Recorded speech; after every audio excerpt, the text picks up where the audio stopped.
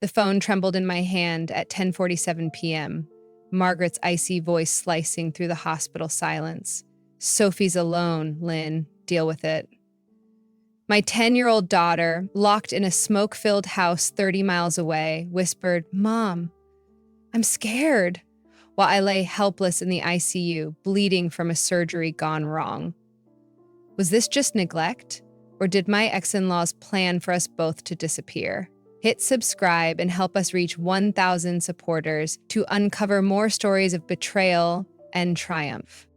My name is Lynn Tran, and I'm 38 years old, a single mom, scraping by in Renton, a quiet suburb just south of Seattle.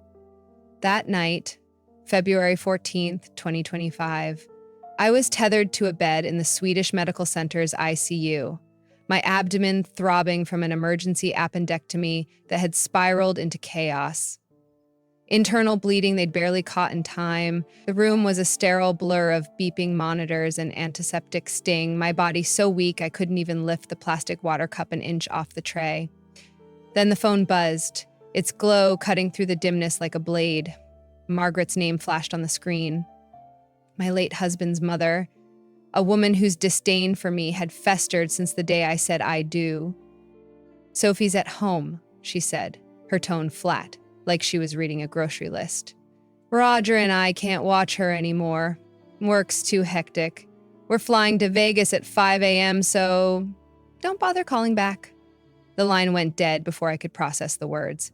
My daughter, my Sophie, 10 years old, with her gap-toothed smile and a habit of drawing stars on every scrap of paper she found, was alone in our drafty little ranch house on Maple Street, 30 miles away. A blizzard had slammed Washington that week, the worst in a decade, with winds howling at 50 miles an hour and snow piling up to 3 feet.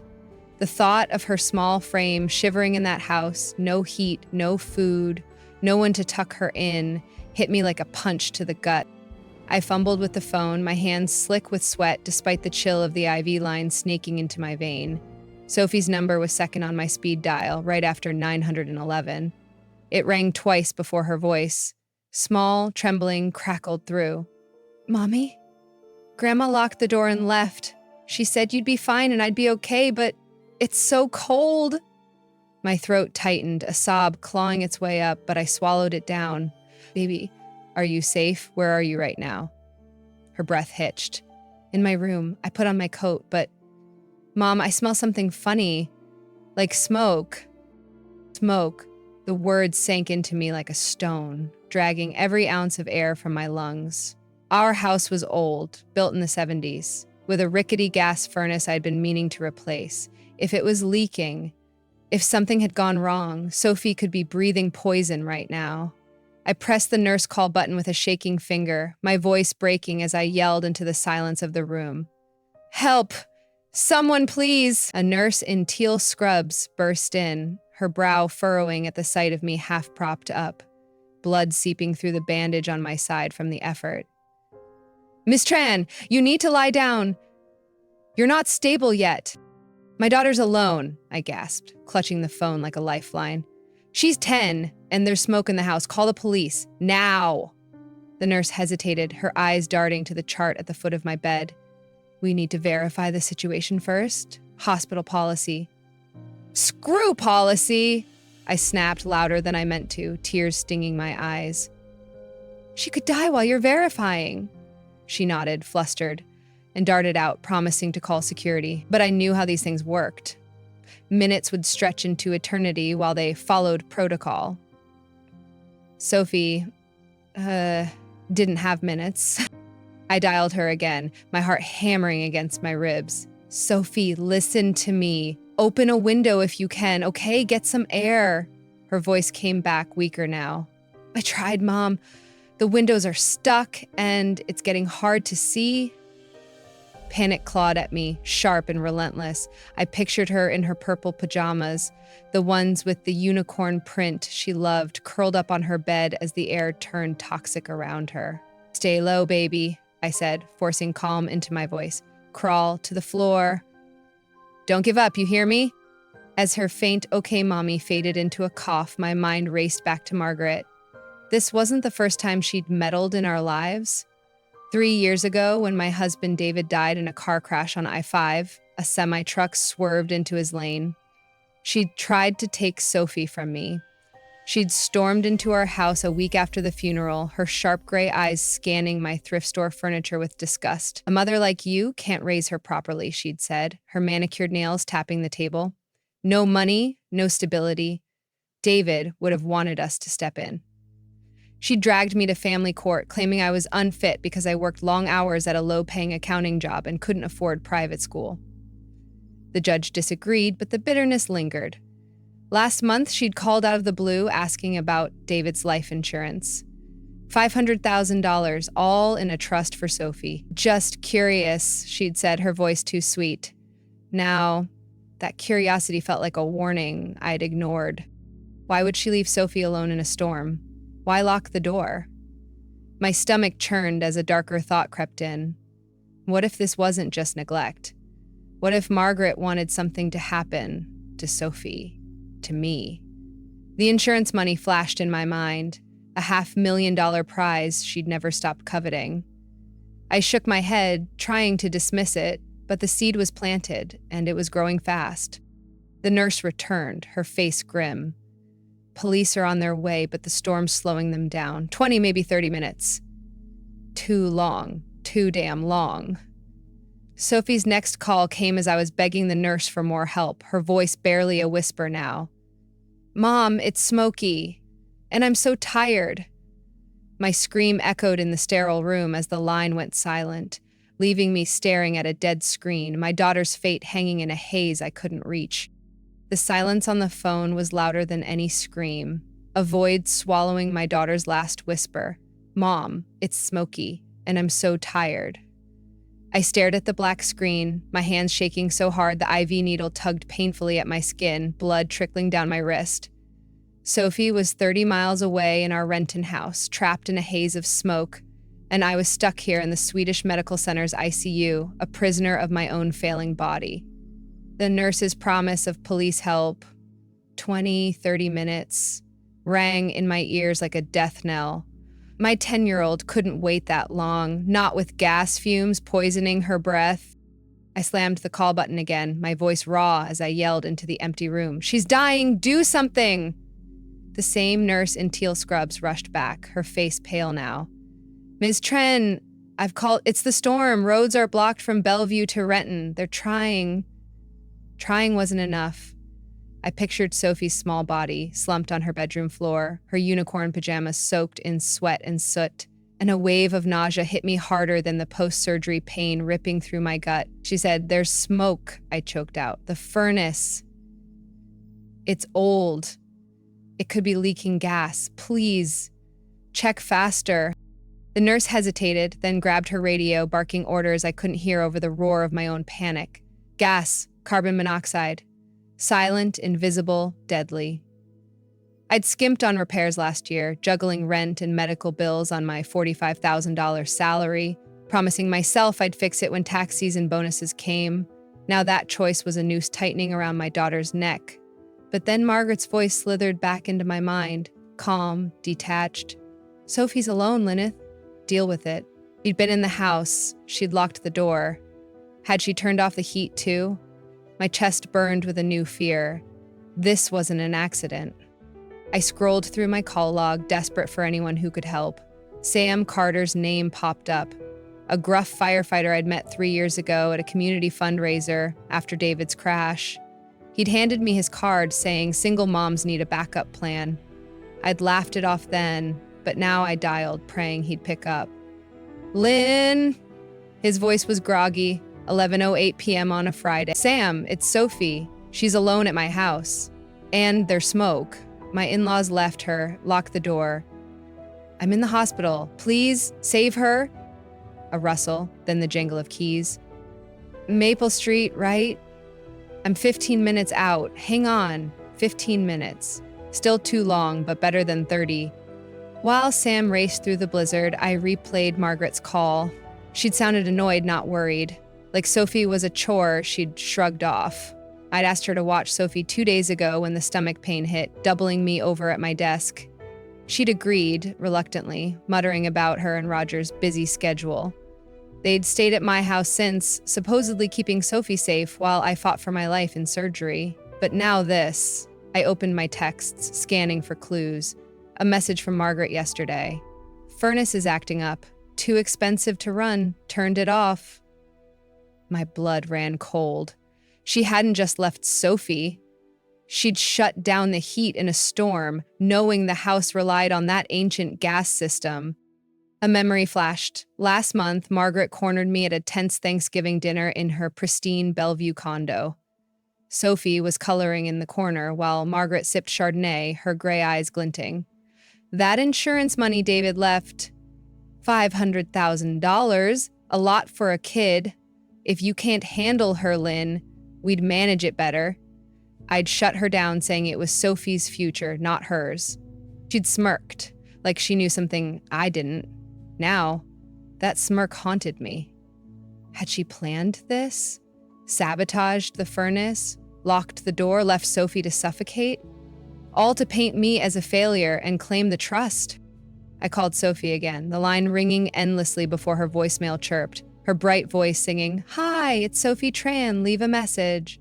My sob broke free, echoing off the sterile walls. "Baby, if you hear this, stay awake. Help's coming. I love you." The nurse returned, her radio crackling. "Police say the storm's delaying fire response too. ETA 25 minutes. I glared at her. "She'll be dead by then." She flinched, but I didn't care. My daughter was fighting for air, and I was losing her to bureaucracy and snowdrifts. Then my phone buzzed. A text from Roger, Margaret's husband, time-stamped an hour ago. "Don't worry, Lynn. Sophie's fine. We'll check on her after Vegas." Fine? The lie fueled my rage. I dialed him, but it went straight to voicemail, his smug baritone. "Roger Ellis, leave a message?" They were already gone, probably sipping cocktails at SeaTac, betting I wouldn't survive to call them out. I scrolled through our family chat, a relic from happier days with David. A message from Margaret, sent last week to Roger, but visible to me. "Once Lynn's out of the picture, the court'll see Sophie needs us, trusts ours." My jaw dropped. Out of the picture? They weren't just neglectful. They wanted me gone. Sam called back, his voice tight over the roar of his truck. "Been hitting black ice. 10 minutes now. What's the smoke situation?" "She said it's thick," I whispered, clutching the phone. "She's tired." "Gas. Sam, it's gas," he cursed. "Co-poisoning. I'll break in. Stay with me." I nodded, though he couldn't see, tears blurring the room. Sophie's last words looped in my head. "I'm so tired." I knew the signs. Creeping, in silent as the snow outside. The nurse hovered, useless, as I stared at Margaret's text again. Trusts ours. $500,000, enough to fund their cushy retirement, or erase us both. Had she tampered with the furnace? Locked Sophie in to die while I bled out here? The pieces snapped together, each one sharper than the last. This wasn't neglect. It was a setup, a cold-blooded play for money and control, and my little girl, with her crayons and star drawings, was the collateral they didn't care to lose. The clock on the ICU wall ticked to 11:23 p.m., each second a hammer blow as I clutched the phone, Sam's voice fading in and out over the storm's roar. 10 minutes. Lynn, I'm pushing it. My daughter Sophie was alone in our Renton house, choking on gas fumes, her last call. "Mom, I'm so tired," a ghost in my ears.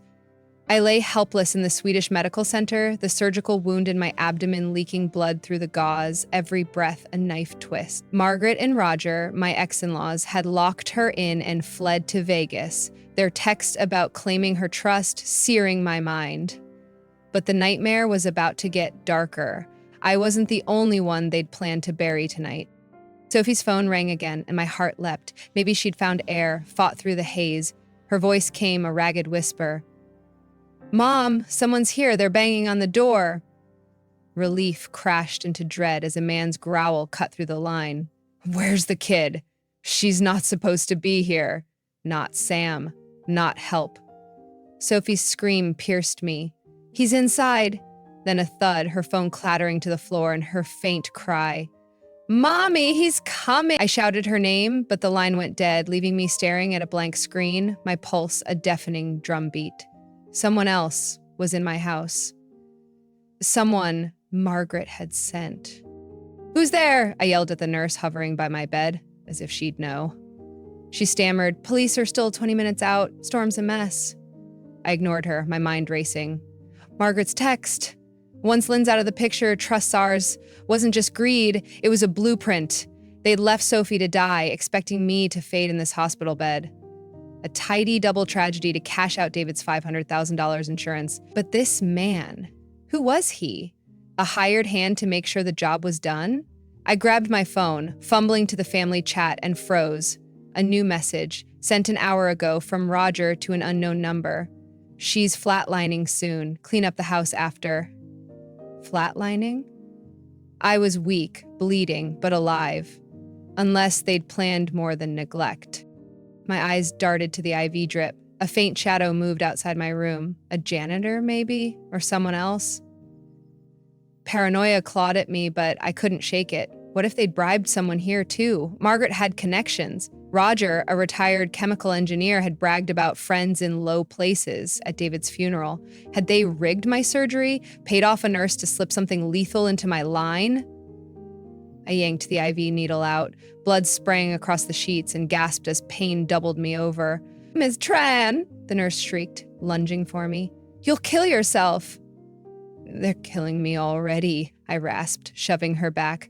"Call security. Now." I dialed Sam again, my vision blurring. "Sam, a man's in the house. He's after Sophie." His truck engine roared louder. 5 minutes! "I see smoke ahead. Who the hell's this guy?" I don't know," I said, tears streaming down my face. "Margaret sent him.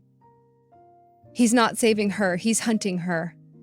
Sam cursed, tire screeching. "She's hiding. I'll get her out. Hold on, Lynn." Hiding, my brave girl.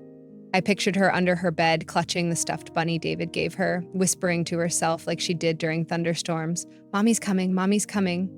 But I wasn't. I was bleeding, out here, useless. The nurse returned with a security guard, a burly man with a flashlight. "What's going on?" he demanded. "My in-laws. They're trying to kill us," I said, thrusting my phone at him, Margaret's text glowing on the screen. "My daughter's trapped with some thug they hired. Check my IV. Someone's tampering." He frowned, skeptical, but took the drip bag, sniffing it. "Smells fine, but I'll get it tested. Police are stuck on I-405. Snow's a wall." I didn't care about the IV anymore. Sophie's scream echoed in my skull. "She's 10, I pleaded. "She's all I have." His jaw tightened and he radioed for backup, but I knew it was too late. Then my phone buzzed. A voicemail timestamped 10 minutes ago from a blocked number. I hit play, hands trembling. A gravelly voice. "Moderate, it's done. Furnace is rigged. Kid's a problem though. She's awake. What's the call?" My stomach dropped. Rigged, not just turned off, sabotaged, to leak, to kill. And Sophie wasn't supposed to be a problem. They'd expected her asleep, dead by now. Margaret's reply must have been verbal, but this thug's words were a confession, etched in static. I forwarded it to Sam, typing, "Evidence he's there to finish her." Another memory hit. Roger at Thanksgiving, sipping scotch, smirking at me. "Gas systems are tricky, Lynn. One spark and poof." I'd thought he was mocking my cheap house, but now it clicked. He'd known how to turn my furnace into a bomb. Had he crept into my basement while Margaret distracted Sophie with cookies? The thought made me gag, bile rising as I pictured their smug faces plotting over a holiday table. Was Margaret the mastermind or Roger's puppet? Kanjia would debate that, her cold detachment versus his technical know-how. But to me, they were a venomous pair, coiled and striking together. Sam's call jolted me back. "Lynn, I'm here!" Smoke's pouring out the windows. I hear shouting inside. My heart stopped. "He's got her, Sam. Break the damn door." A crash echoed through the line, wood splintering, then Sam's yell. "Sophie, where are you?" A man's curse followed, heavy footsteps pounding. "She's under the bed," I screamed into the phone, though he couldn't hear. "Get her out." The line crackled, Sam coughing. Fires starting. Gas everywhere. I've got seconds. The room spun, my blood-soaked gown sticking to my skin. Sophie's bunny, her stars, her soft I love you before bed. Everything I lived for hung on Sam's next words. Margaret and Roger had unleashed a monster into my home, a third man to erase us both. And as flames licked my daughter's world, I knew this wasn't just about money. It was revenge, a twisted purge of the life they'd never accepted as David's legacy. The clock hit 11:38 p.m. and Sam's voice crackled through the phone, choked with smoke. Fires everywhere, Lynn. I've got seconds.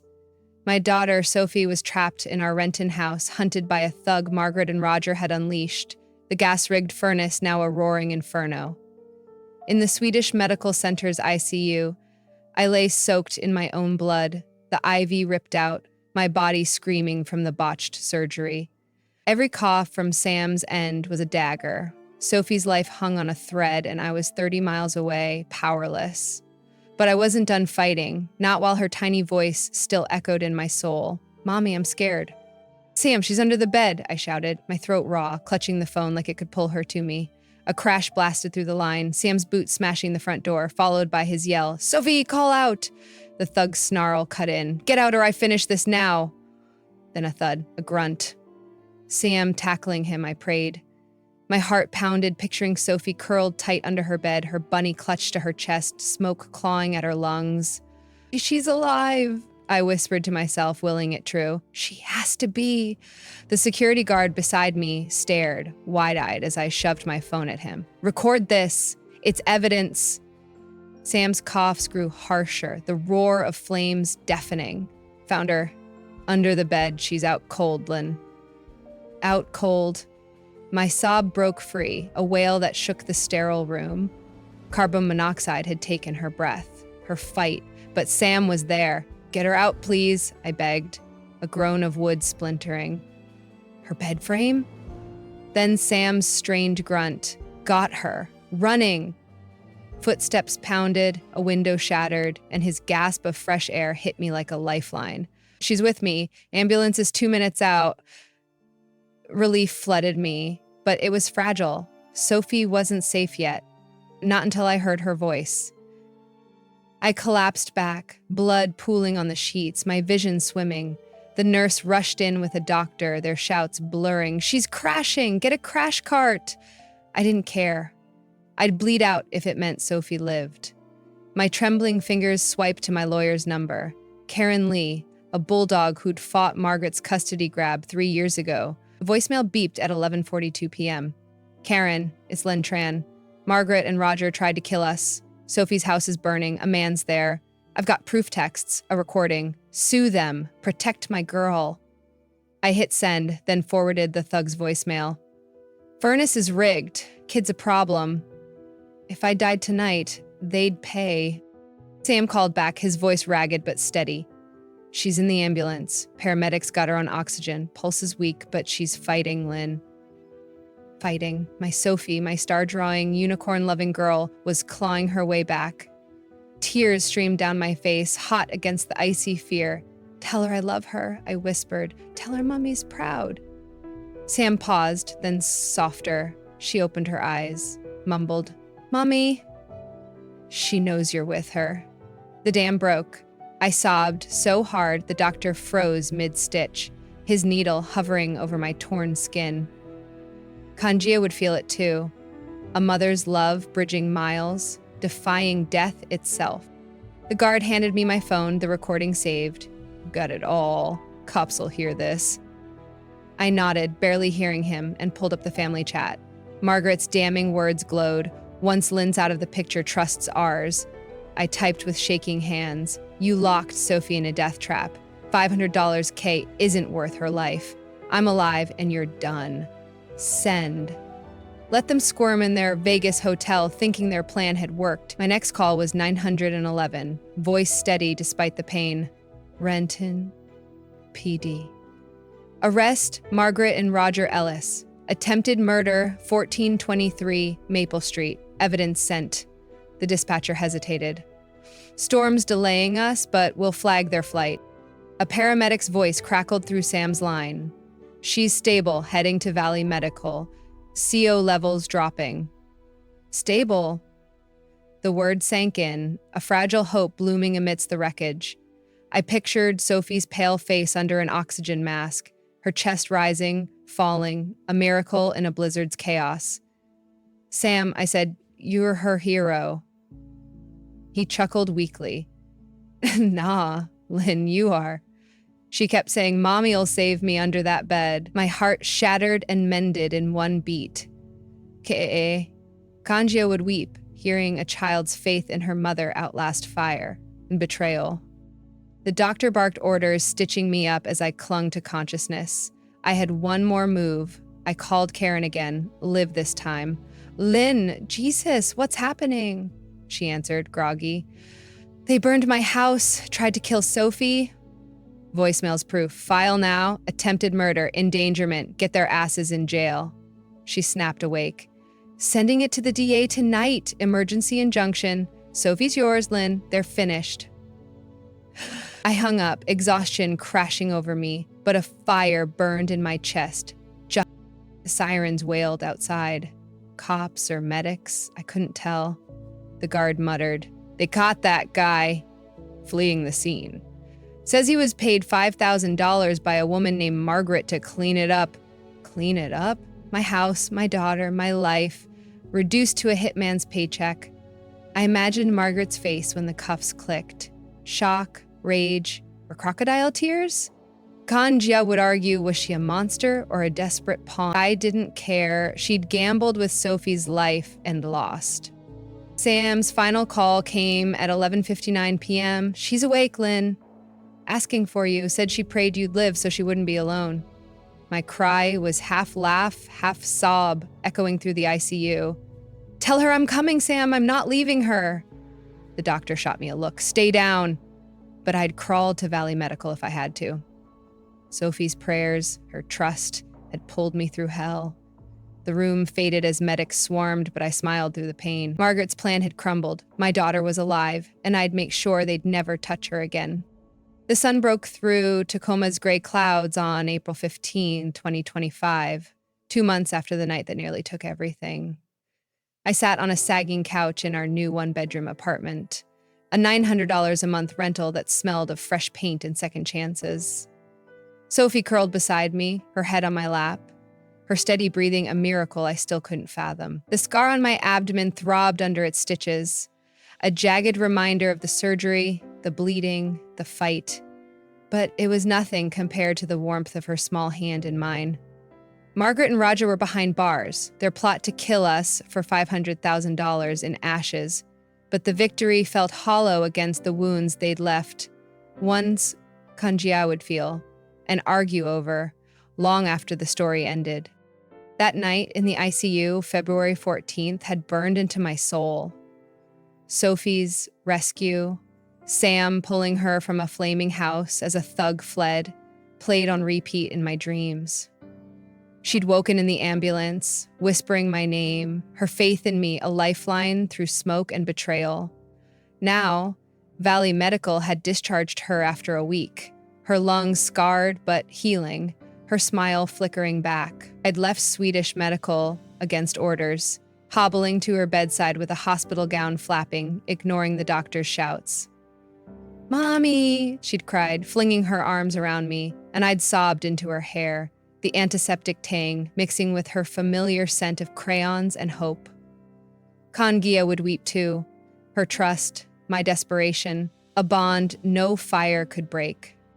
The legal hammer fell fast. Karen, my lawyer, filed charges that night: attempted murder, child endangerment, arson. The thug, caught blocks from my house, sang like a canary. Margaret paid him $5,000 to rig the furnace and torch the place, framing it as a gas leak tragedy. Roger's fingerprints were on the tools, his chemical know-how, the spark. By March 1, a King County judge sentenced them 15 years each, no parole. The courtroom was silent as Margaret wept, claiming Roger forced her, while he stared ahead, jaw set. Kanjia would debate.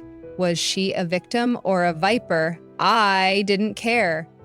Their cell doors clanged shut, and Sophie's trust stayed mine. The insurance came through, $500,000, untouched by their greed. I banked most for Sophie's future, college, a home, a life they'd tried to steal. But I took $20,000 and started the Starlight Fund, a charity for kids abandoned in crises, named for the stars Sophie drew to chase away fear. At our first event, a fundraiser in a Tacoma community center, she handed out flyers she'd made, crooked stars in purple marker. "This is for kids like me, Mommy," she said, eyes bright. I hugged her, tears slipping free, and Kanja would feel the lump in their throats, a mother and daughter turning ashes into light.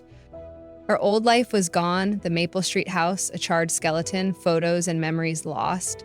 But this apartment, with its thrift store table and Sophie's drawings taped to the fridge, was ours. She'd started 5th grade last week, her teacher noting her quiet strength. She told the class, "You're her hero," the note read. I had cried reading it, picturing her small voice rising above the chatter. That night, she gave me a drawing, a burned house, 2 stick figures holding hands, and a sky full of stars. "You and me, Mommy," she said. "You saved me." I broke down, clutching her, whispering, "You saved me too, baby." The raw love, the shared survival. Kanjia would reach for tissues. Yet the story wasn't clean cut. A letter arrived yesterday, postmarked from Washington State Penitentiary. Margaret's spidery handwriting. "Lynn, I'm sorry. Roger pushed me into it. I never meant to hurt Sophie. Let me see her, please." I stared at it, the paper trembling in my grip. Sorry? After locking my girl in a death trap? After plotting my murder? I remembered her cold voice. "Sophie's alone. Deal with it." And tore the letter to shreds, letting the pieces scatter across the floor. Kanjia would split. Was I too harsh, denying her redemption? Or was she a liar to the end, playing for pity? I'd let them argue. I'd chosen my peace. Another twist lingered. The hospital called last month. My IV bag from that night tested positive for a sedative overdose, enough to stop my heart. A nurse confessed. Roger had paid her $2,000 to adjust my drip, expecting me dead before Sophie burned. She'd chickened out, diluting it, but the delay in police response? Swedish Medical blamed the storm, but I wondered, should I sue, expose their negligence? Kanjia would weigh in. Was it justice worth chasing or a distraction from healing? I hadn't decided, the question a quiet ache. Sophie stirred, blinking up at me. "Mommy, you okay?" Her voice, soft but steady, pulled me back. "Yeah, baby," I said, brushing her hair, just thinking. She sat up, grabbing a crayon from the table. "I prayed that night, under the bed. I asked God to keep you alive so I wouldn't be alone." My chest cracked open, tears spilling as I pulled her close. "I prayed too, Sophie, for you." She nodded, like it was simple, and started drawing. A new star, bigger, brighter. Kangaha would lose it here, the purity of her hope against the hell we'd survived. I stepped onto our tiny balcony, Sophie's laughter trailing as she colored inside. Tacoma sprawled below, a fresh start carved from ruin. We'd lost a house, a family, a past, but gained something fiercer, each other. The Starlight Fund was growing, donors moved by our story in the Seattle Times. Margaret and Roger could rot. I'd built a life they couldn't touch. Yet as I watched the sunset, a whisper lingered. Forgive or forget? I didn't know. Kanjia would flood the comments. Should Lynn soften? Sue the hospital? For me, justice wasn't revenge, it was this moment. Sophie safe. Her stars lighting our way,